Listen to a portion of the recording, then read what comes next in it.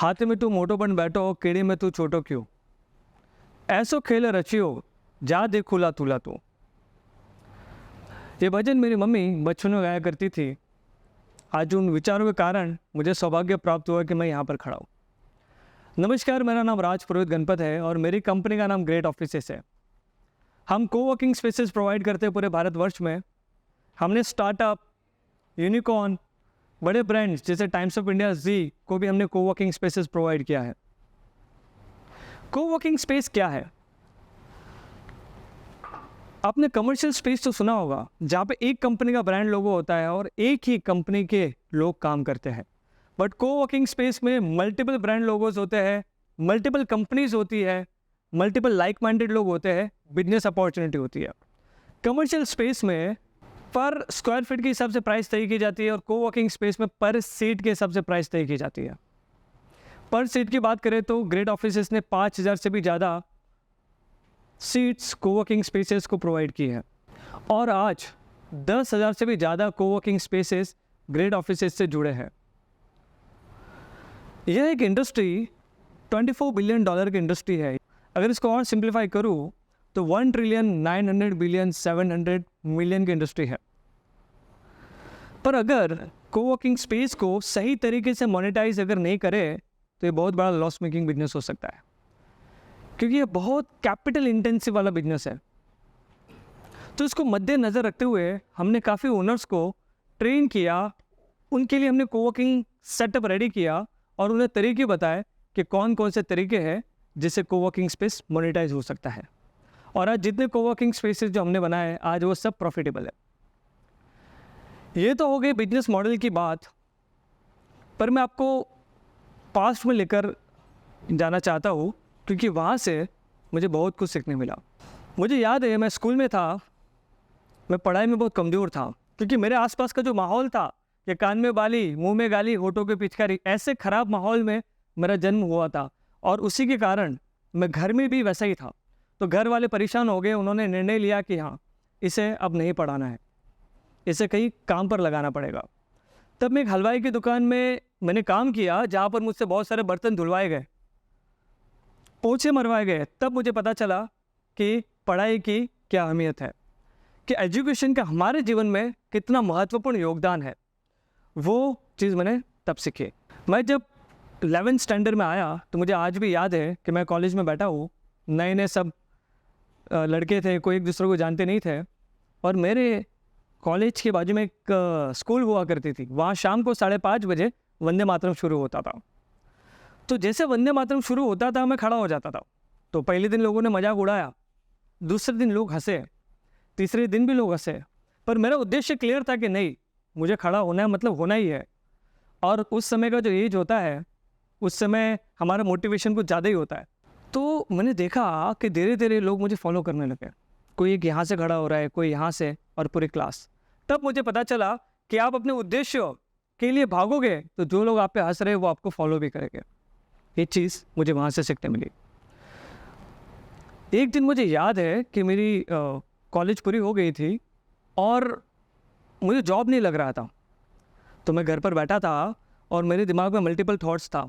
एक तो थॉट्स थे कि हम एक गरीब फैमिली से आते हैं, क्योंकि एक छोटा सा घर था और वहाँ पे हमारी दुकान थी और हमारा 20 साल का जीवन निर्वाह उसी दुकान से हुआ था और 10 से 15 लाख का एक कर्जा था, वो भी एक स्ट्रेस था और मैं इंटरव्यूज़ दे के थक चुका था, पर कहीं ना कहीं मुझे जॉब नहीं लग रहा था।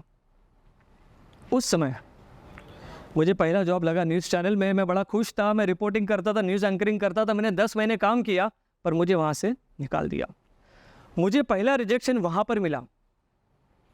दूसरी कंपनी में मैंने काम किया, मैं खुश था, मैं काम कर रहा था, पर मुझे दूसरी कंपनी से भी रिजेक्शन मिला। मैं तीसरी कंपनी, मैं बेलापुर जॉब में लगा। विरार से बेलापुर जाने में 4 घंटा, आने में 4 घंटा, 8 घंटा। मैं डेडिकेशन से काम करता, मुझे लगता है कि अब मुझे कोई नहीं निकालेगा, पर मुझे वहाँ से भी निकाल दिया। 3 रिजेक्शन मुझे हुए।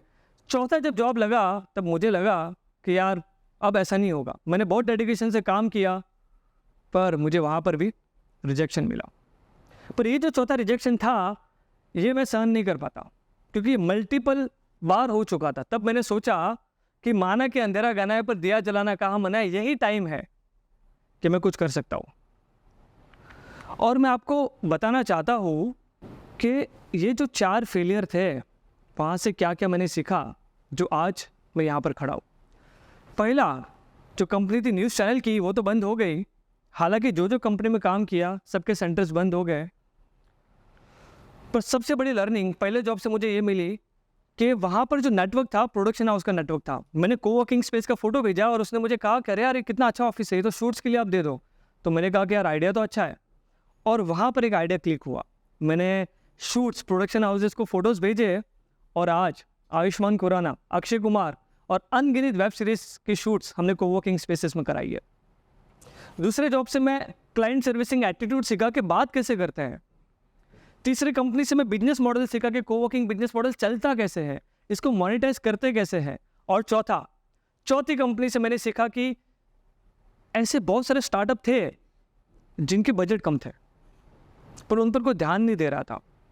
क्योंकि जैसे मैंने कहा कि एक कैपिटल इंटेंसिव मार्केट है। अगर कोई कोवर्किंग चालू करता है तो सिर्फ पैसा कमाने के लिए कर रहा है, वो तो लॉजिक क्लियर है। बट इन स्टार्टअप का क्या, जिनके बजट कम है, उनके लिए कौन सोचेगा। तो मैंने सोचा कि एक ऐसा मॉडल तैयार किया जाए जहाँ पे स्टार्टअप को हेल्प हो।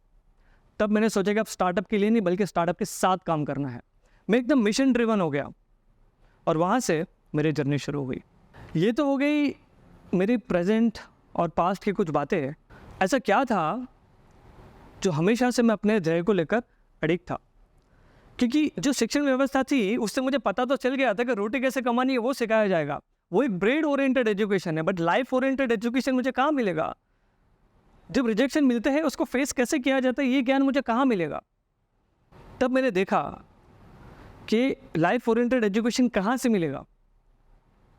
तो वो मिल सकता है हमारे आइडियल से। आइडियल यानी बड़े आइडियल, जैसे थॉमस अल्वा एडिसन, ऐसे जैसे महान जो चरित्र है उनसे हमें सीखने मिलता है।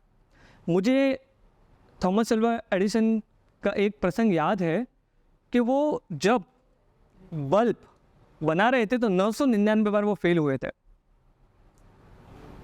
और उनसे एक जन ने कहा था कि आप 999 बार फेल हो गए हो। तब उन्होंने कहा था कि मैं 999 बार फेल नहीं हुआ हूँ, बल्कि मैंने 999 तरीके सीखे हैं जिससे बल्ब नहीं बनता है।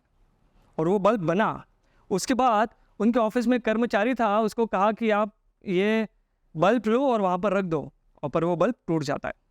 अब आप सोचो कि इतने सालों की मेहनत और 1 सेकंड में बल्ब टूट गया। पर उस समय वो बड़ी विनम्रता से पेश आते हैं। उससे कहते हैं कि कोई बात नहीं, बल्ब बनाना तो मुझे आ गया है। तो लोग उसे कहते हैं कि आपने इतने सालों की मेहनत की पर आपने उसे कुछ चिल्लाया क्यों नहीं। तो कहते हैं कि एक बार बल्ब टूट गया मैं तो बना सकता हूँ, पर एक बार मन टूटा वो मैं नहीं बना सकता। तो सोचो, जब ऐसे महान पुरुषों के बारे में आप पढ़ोगे तो आपकी वाणी कैसे होगी, आपका वर्तन कैसा होगा, आपका विचार कैसा होगा, आपका व्यवहार कैसा होगा। ऐसा कहा जाता है कि नमे तो सोने गमे, जो विनम्र है, जो नम्र है, जो कृतज्ञ है, वो हमें यहाँ से पता चलेगा। एक और कहानी है जो मेरे जीवन के काफ़ी करीब है कि एक चिड़िया का घोंसला होता है। किसान आता है और कहता है कि यार मैं कल मजदूर को बुलाऊंगा और पूरी फसल काट दूंगा। तब बच्चे डर जाते हैं। वो चिड़िया से कहते हैं कि नहीं नहीं मम्मी, हम सुरक्षित नहीं, हमें यहाँ से लेकर जाओ, कल किसान मजदूर को बुलाएगा, हमारा घर तोड़ देगा। तो उसकी मम्मी कहती है कि डरो मत, कुछ नहीं होने वाला है। दूसरे दिन कुछ नहीं होता, बट किसान आता है और कहता है कि यार मैं 1 मजदूर नहीं, कल 10 मजदूर को बुलाऊंगा और फसल काट दूंगा। तब बच्चे कहते हैं कि नहीं मम्मी, अब चलते हैं यहाँ से, हम सुरक्षित नहीं है, हमारा घर तोड़ देगा, हमें मार देगा। तो कहते हैं कि नहीं बेटा, कुछ नहीं होगा। तीसरे दिन वो किसान खुद कहता है कि यार मैं किसी पे भरोसा नहीं करूँगा, मैं खुद आऊँगा और खेत की फसलें काटूंगा। तब बच्चे कहते हैं कि मम्मी कुछ नहीं होगा, ये तो किसान रोज़ बोलता है।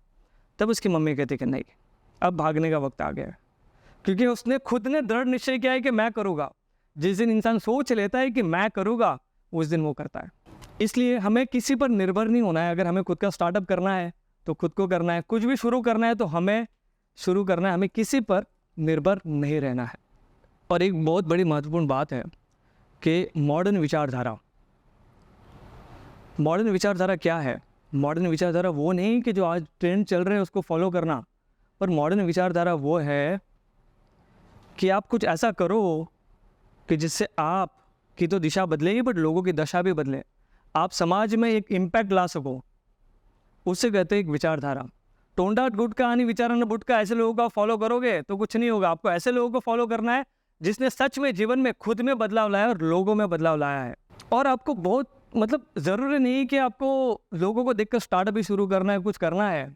तेरे जेब का पैसा मेरे जेब में कैसा, ऐसे विचारधारा से काम नहीं करना है, वो तो विकर्म हो जाएगा। आपको ऐसा कर्म करना है जो आपके लिए तो अच्छा ही हो, बल्कि समाज में उसकी ललकार हो। आपको ऐसा कुछ करना है। और बहुत बड़ी बात है कि आप जब भी अपना बिजनेस शुरू करो या कुछ भी करो, एक लेवल आएगा, वहाँ पे आपको स्थिरता लानी है। स्थिरता यानी आपके माइंडसेट आपको मजबूत करना है। माइंडसेट क्या, कि अगर आप ऊंचाइयों तक पहुँच भी जाओ, सक्सेस हो भी जाओ, अपना पद, प्रतिष्ठा, पावर के चक्कर में आप उसका दुरुपयोग नहीं करो, आपको अहंकार नहीं आए। इसलिए आपको जीवन में स्थिरता लानी है। और आप गिर भी जाओ तो आपके अंदर से आवाज़ आए कि मैं कर सकता हूँ, मैं बन सकता हूँ, मैं बदल सकता हूँ। ये स्थिरता आपके जीवन में लानी है। मैंने एक कविता लिखी थी जिस पर मैंने लिखा था कि आज हम ऑनलाइन तो है पर एक दूसरे से उतने ही ऑफलाइन है। आज हम संपर्क तो बना पा रहे पर क्या सच्चा संबंध बना पा रहे। आज इंसान को वित्त नहीं वृत्तिवान होने की आवश्यकता है, आज इंसान को संपत्ति नहीं संस्कारों की आवश्यकता है।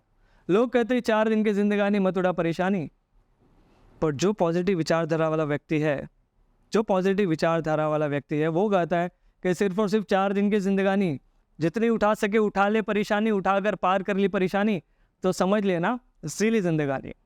मैं लास्ट में श्लोक बोलकर ये स्पीच समाप्त करूँगा।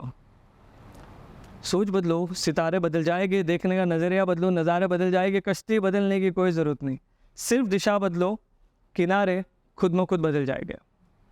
Thank you.